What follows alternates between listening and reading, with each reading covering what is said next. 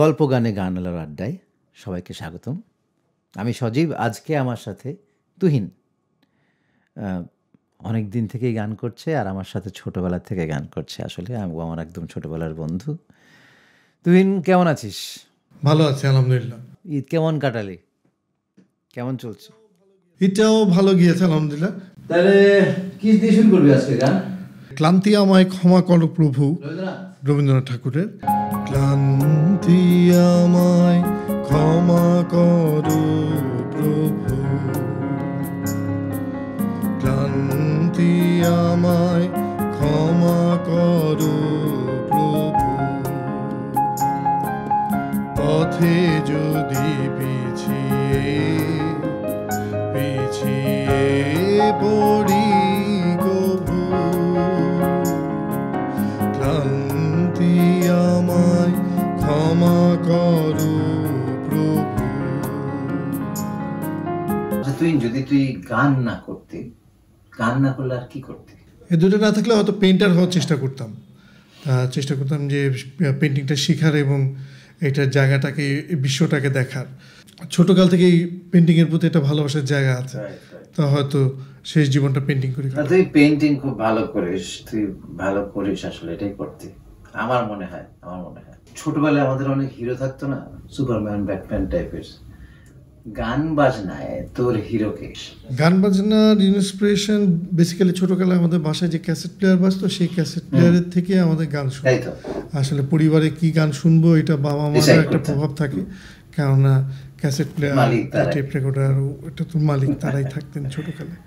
তো ছোটকালে মান্না দে, হেমন্ত, তারপরে কলিম শরাফি, অজিত রায়, সলিল চৌধুরী, আর মানে প্রমুখ এই ভারতীয় বা এই উপমহাদেশের গায়কদের, কাদেরী কিবরিয়া, রবীন্দ্রসঙ্গীত, মানে অনেক কিছু গান শুনে বড় হয়ে ওঠায় আসলে। তারপরে একটা সময় স্কুলে, ইউনিভার্সিটিতে এসে হয়তো বন্ধুবান্ধবের সঙ্গে বিদেশের জগৎটা, বিদেশি গান, বিদেশি ব্যান্ড, সলোশিল্পী, ডিলান, নফলার যারা আছেন সব মিলে একটা প্রভাব বিস্তার তৈরি করে। এখন কি গাচ্ছেন তুহিন সাহেব? কি গাইতে চান? আচ্ছা, হেমন্ত মুখোপাধ্যায়ের শান্ত নদীটির পটে আঁকা ছবিটি, ছোটকালের এই গানটা চল গাইতে চাই। অবশ্যই চল।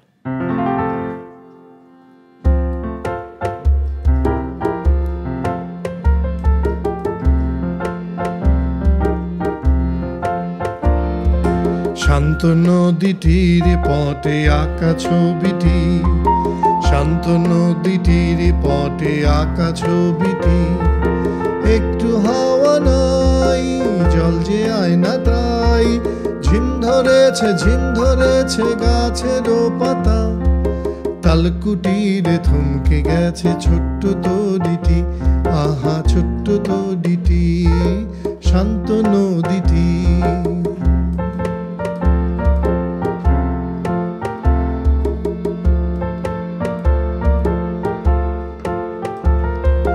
উড়ছিল ঘুড়ি গাছটি ডিঙিয়ে, বন্ধ বাতাসে পড়ল ঝিমিয়ে। উড়ছিল ঘুড়ি গাছটি ডিঙিয়ে, বন্ধ বাতাসে পড়ল ঝিমিয়ে।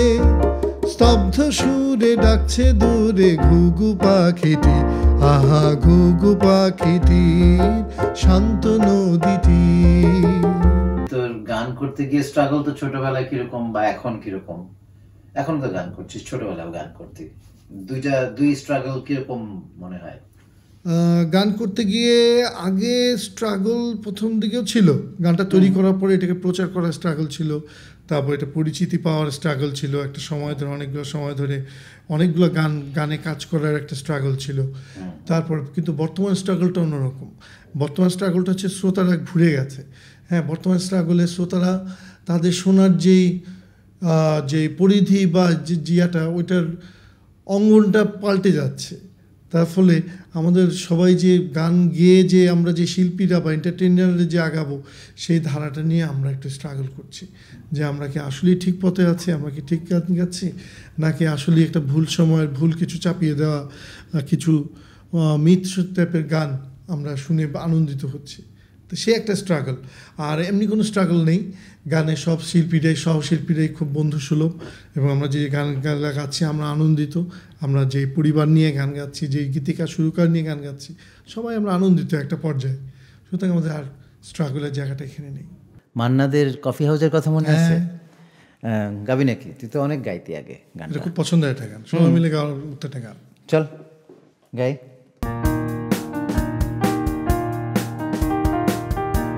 মনে আছে?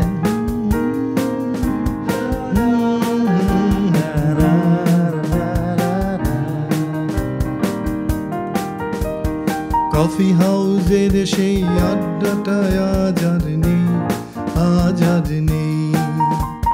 কোথায় হারিয়ে গেল সোনালি বিকেলগুলো সেই, আজ আর নেই।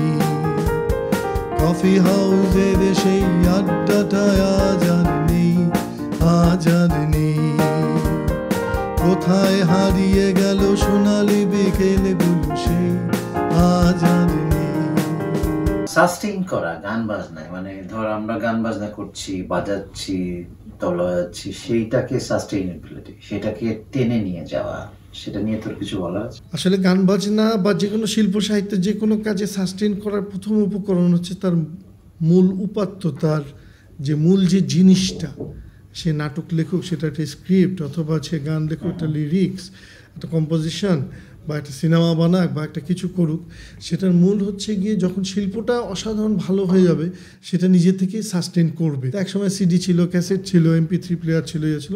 এখন কি? এখন মেমোরি কার্ড। তা মেমোরি কার্ডের মধ্যে আমরা ঢুকবো কীভাবে এবং এটা কী দিয়ে শোনা হবে? তো এই সাস্টেইন পরিস্থিতির মধ্যে হয়তো আমরা এখন যা পরিস্থিতি আসছে, সবাই যার যা নিজের ইউটিউব চ্যানেল তৈরি হচ্ছে, তো এটা একটা ভালো দিক। সবার নিজস্ব একটা চ্যানেল থাকলো, স্বাধীন চ্যানেল, যার যখন যাকে লাগবে তাকে সে ইউটিউবে দেখে নিল, তার সাস্টেনিটি নিয়েছে, এগিয়ে গেল। আসলে টেকনোলজির সঙ্গে আমাদের সাস্টেনিটি অনেকখানি নির্ভর করে যে আমরা কিভাবে আমাদের প্রচারণা চালাবো, ভবিষ্যৎ কর্মকাণ্ড মানুষের কাছে পৌঁছে দেব। তুহিন, তোর বাফার কথা মনে আছে? বাফা আমরা দুর্গমগিরি মনে আছে? দুর্গমগিরি মনে আছে। দুর্গমগিরি গাবি? হ্যাঁ, দুর্গমগিরি গান গাওয়া যায়।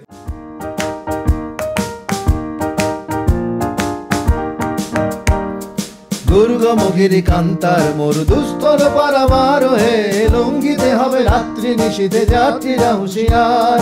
দুর্গমগিরি কান্তার মরু দুস্তর পারাবার হে, লঙ্ঘিতে হবে রাত্রি নিশীথে যাত্রীরা হুঁশিয়ার। দুলিতেছে তরি ফুলিতেছে জল, ভুলিতেছে মাঝি পথ, ছিড়িয়াছে পালকে ধরিবে হাল, আছে কার হিম্মত। দুলিতেছে তরি ফুলিতেছে জল, ভুলিতেছে মাঝি পথ, ছিড়িয়াছে পালকে ধরিবে হাল, আছে কার হিম্মত। অনেক ধন্যবাদ বন্ধু আজকে আসার জন্যে। কি বলবো, ধন্যবাদ দিয়ে আসলে শোটা করতে চাই না, কিন্তু দর্শকদের জন্য কিছু একটা বলতে হবে। তুই কিছু বলতে চাস?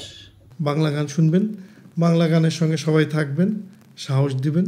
অবশ্যই আমরা কখনোই বাংলা গানের ট্র্যাক হারাবো না এবং বাংলার গানটিকে নিয়ে এগিয়ে যাব। দর্শক, বাংলা গান নিয়েই এগিয়ে যাব। আবারও এরকম একটা অনুষ্ঠানে সবার সাথে দেখা হবে।